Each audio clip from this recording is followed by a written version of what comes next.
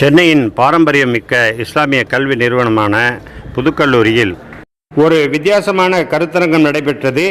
புதுக்கல்லூரியின் தமிழ்துறையும் இஸ்லாமிய இலக்கிய கழகமும் இணைந்து இந்த வித்தியாசமான ஒரு கருத்தரங்கத்தை நடத்தினார்கள்.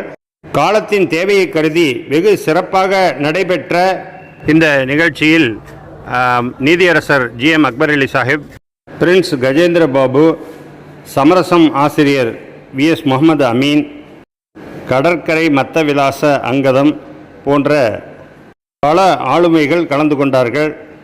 இந்த நிகழ்ச்சியின் தொகுப்பு தான் இப்போது நீங்கள் பார்த்து கொண்டிருக்கிறீர்கள். எல்லோரும் என்ன கேட்பாங்கன்னா, நீங்கள் இஸ்லாமியர்கள் ஊடகத்தை பற்றின ஒரு எதிர்மறையான